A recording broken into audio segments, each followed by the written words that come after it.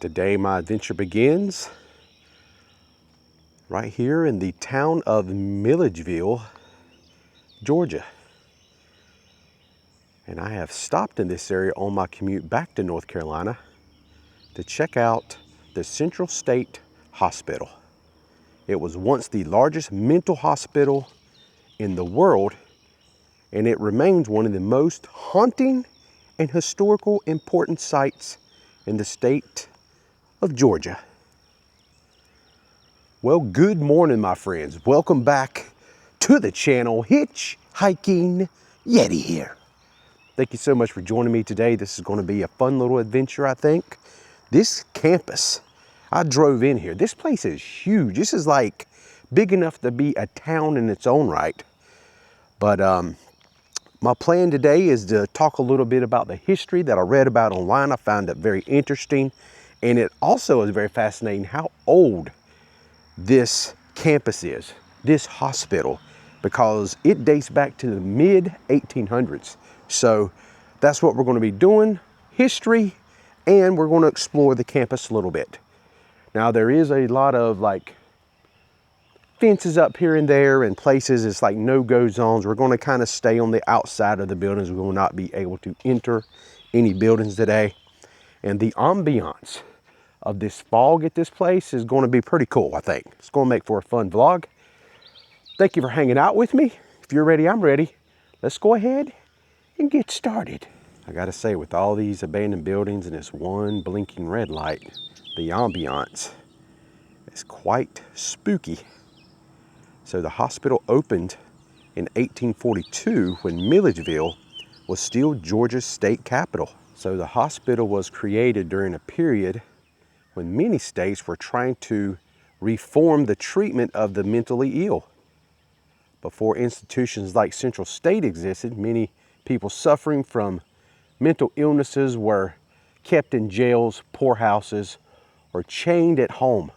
Early doctors at the hospital believed patients should be treated humanely.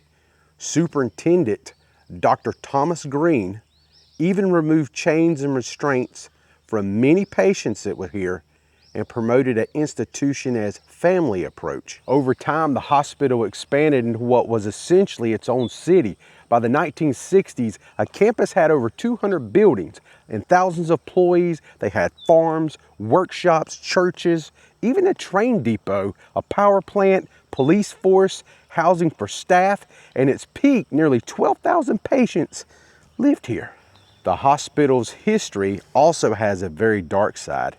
Severe overcrowding, understaffing, and outdated treatments became major problems. Patients were often subjected to electroshock therapy, heavy sedation, and during segregation, black patients were treated separately and often received even worse care. In 1960, journalist Jack Nelson exposed terrible conditions inside the hospital in a Pulitzer Prize-winning investigation. One of the saddest parts of the hospital's history involves the cemeteries. It is believed that more than 25,000 patients were buried on the grounds, many marked only with a number on a metal stake instead of names. Over the years, many of those markers were lost, removed, making identification very difficult. So in the beginning of the 1960s and 70s, mental health treatment shifted towards smaller regional hospitals and community-based care.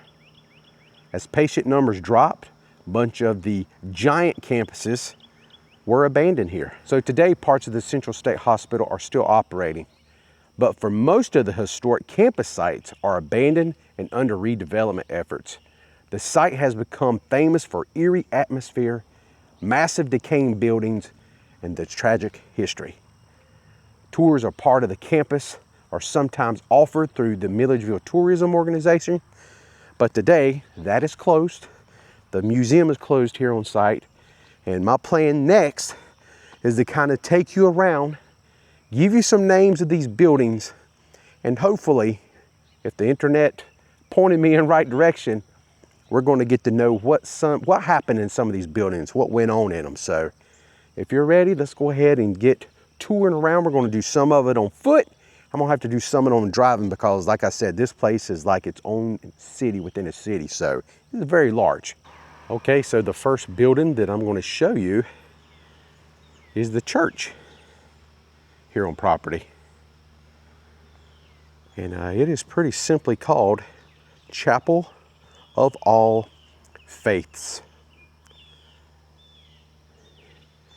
And now we're just going to make our way up this hill and go past some of these other buildings here along the way. And the campus, like I said, is just monstrous. I mean, it's even across the way here, you can see another building off there in the distance. And we're going to try to cover them on foot and then drive to some of the other things. And one thing I definitely want to see before we leave is the cemetery. I want to see what that looks like because I think that's a very fascinating touch to the story. Just putting these like metal spikes down in the ground and putting a number on it. You didn't even get a name when you perished here. So, okay, I walked up the hill a piece. Right here next to the chapel is this massive looking building. That is awesome, right? Look at that entrance. But this here is known as the Green Building. And it was named after Dr. Thomas A. Green, one of the hospital's early superintendents. It was used for patient care. So we're just going to keep moving up the hill here to this next building and check it out next. Oh, this is kind of cool. They actually have a kind of a informational board here. It's pretty rough shape, but it does tell you this here is the Walker Building. Man, that is creepy. So the Walker Building was used as a major patient care building. It was designed to house psychiatric patients and support daily institutional life. Patient wards, treatment rooms, and activity spaces was a part of what went on here. And my wife has decided to tag along with me for a little bit as we walk around. And this here's where I kind of opened the vlog up, right here in front of this building. It looks like a state capitol building. It is so grand and awesome. Look at that front entrance. But this here is known as the Powell Building. And this is part of the original building of the Georgia Lunatic Asylum. It opened in 1842. So this was the beginnings right here. It was first called the Center Building at one time and later renamed to the Powell Building. And it's named after the Dr. Powell, who is a superintendent known for mental health reform efforts. Yeah, this place is so awesome. Really, really cool. So the building served many purposes over the years, including patient admissions, patient wards and housing, administrative offices, treatment areas, and hospital operations and headquarters. For decades, it was considered the heart of the massive hospital campus. The iconic white column structure with the dome became symbol of Central State Hospital. Construction on the present structure began around 1855. It was completed in 1858, making it the oldest surviving major building on the grounds today. And right out in front of the Powell Building here, this here is the handicap entrance. If you had a wheelchair, you can still see the controls over here. This door would open, you'd put your wheelchair right there on, I guess, like a hydraulic lift. Push the button and up you go. All right, so I'm trying to give you a little bit of idea of my bearings of where I'm located. So right across the way there is the chapel. And then we made our way up here and you can see the white right there at the bottom. That is the Powell Building, which we just looked at. But this right here is the Jones Building. And it was stated online, this was one of the most important and recognizable buildings here on campus. Built between 1928 and 1929, it served as the hospital's main general medical facility and also surgical hospital. But look at it now. I mean, wow. Look at all that growth and greenery just crawling up the side of those walls. I mean, it's like Poison Ivy out of Batman lives in there.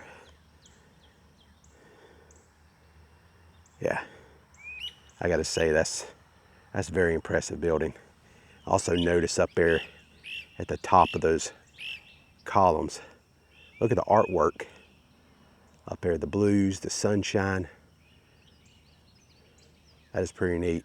So if you're wondering who the Jones building is named after, it's actually named after Dr. Lodrick Jones, who was a superintendent here at this facility from 1907 to 1929.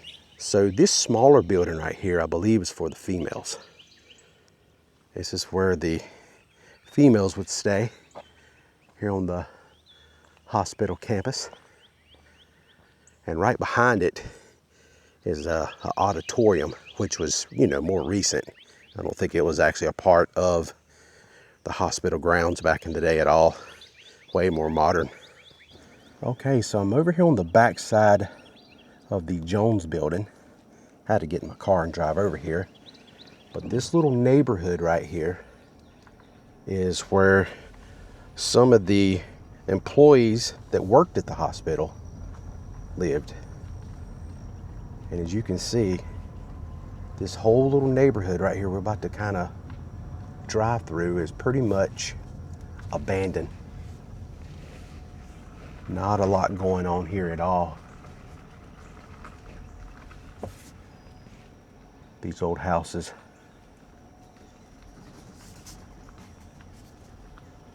Look at that place, old basketball goal right here at this one.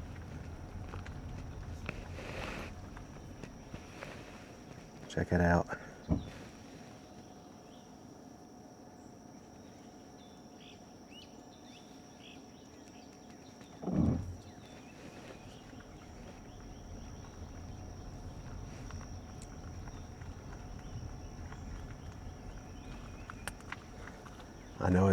I know we all say this sometime when we're talking about we find places like this, but it's like you could come back here and completely just do some kind of apocalyptic movie,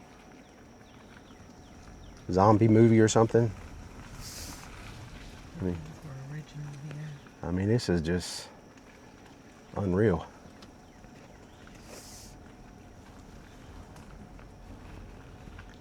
And that one back there, you can just barely see the white. There's so much greenery overtaking it. All right, let's carry on, see what else we can find. That's sad.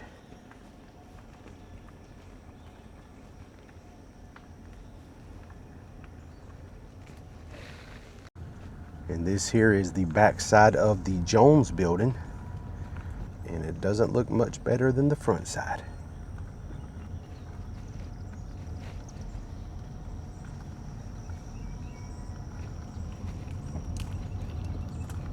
And right here is another building, which is right next to the Grand Powell building. Don't know what that used to be, but my wife was just telling me that's a pretty amazing looking structure, and I must agree with her.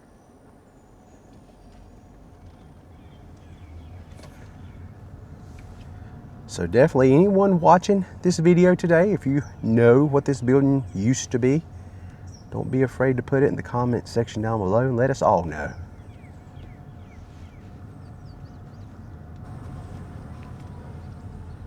Okay, and this right here has laundry. This is the laundry building. And right down the hill here on the back side is the power facility. It's where they generated all their power. See those big old stacks back there. And this here is called the steam building. This is where they generated their power and electricity and all that good stuff, I guess.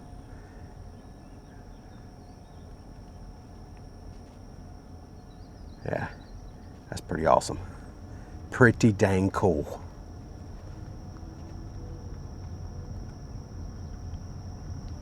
Okay, and right here next to the steam plant is this structure. And this here was the nursing home center, was for elderly and chronically ill patients who needed long-term care rather than intensive psychiatric treatment.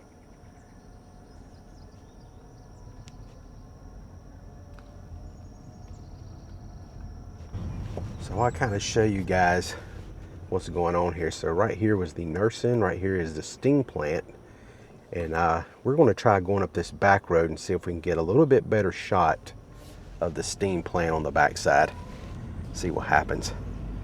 But this is also a good idea to kind of show you the roads, look at the sidewalks, how overgrown everything is back here. I mean, this is just fascinating to me to drive around and check out this campus. Okay, I made my way back here to the back side of the steam plant. I want to show off these big old stacks. These things are pretty impressive. They're all brick and very, very tall. Kind of reminds me back home in North Carolina. You have these old cigarette factories where they used to make a lot of smokes, Lucky Strike, things like that. And they have stacks just like that on their properties.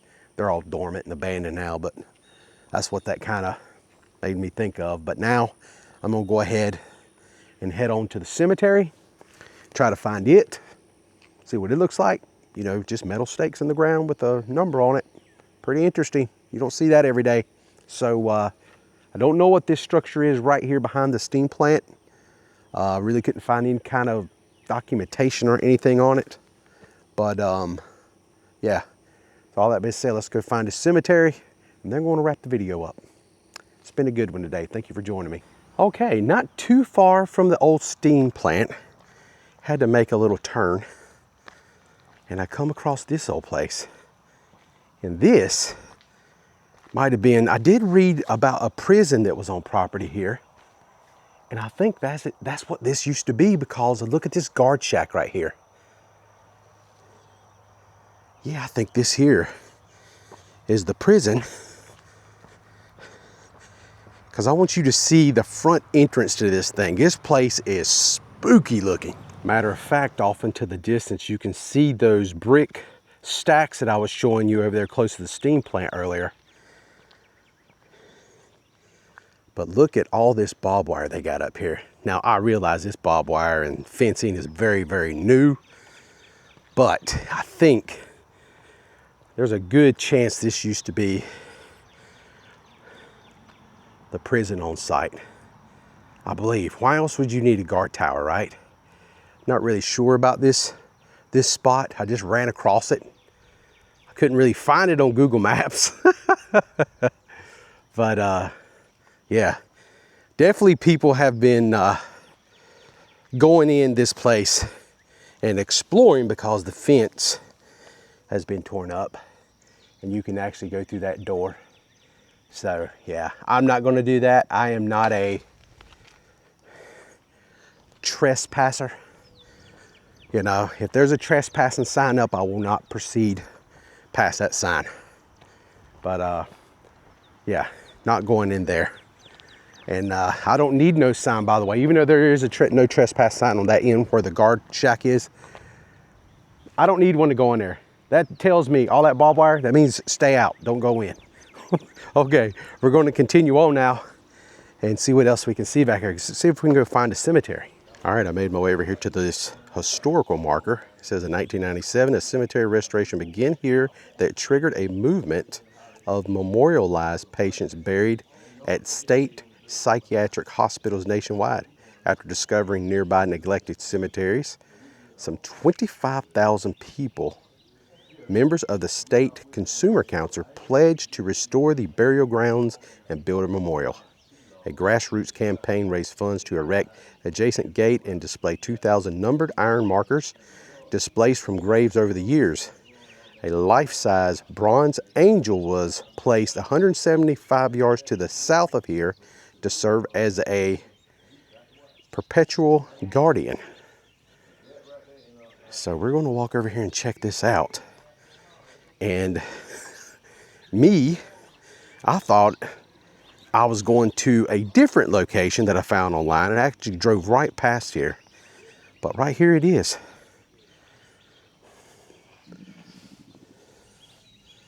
And that's all it was. Look at that. Number 2407 right there.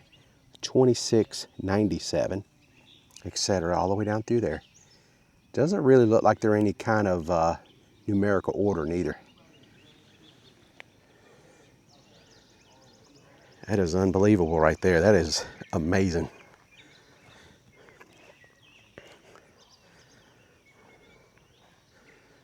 I'm gonna walk down there and look at that granite.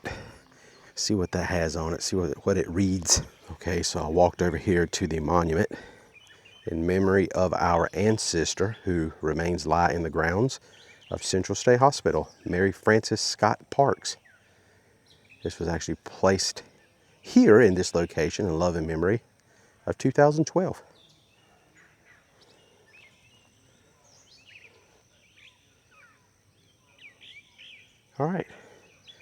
All right, I gotta say, this was a very interesting stop on my way back to North Carolina today. I'm very happy that I did it. With the weather being the way it was, I kind of was half-heartedly thinking about maybe bypassing, just keep on driving. Weather's been pretty nasty down here the last couple of days with thunderstorms and things, but I'm glad I did it. Really had a fun, great time with my wife, hanging out and checking this place out. So all that being said, my friends, thank you so much for watching. Until next time, I'm the Hitchhiking Yeti, and I'll see you in my next adventure. Y'all stay safe, and I hope to see you all again soon. So long from Milledgeville, Georgia. It was a good one. This was fun today.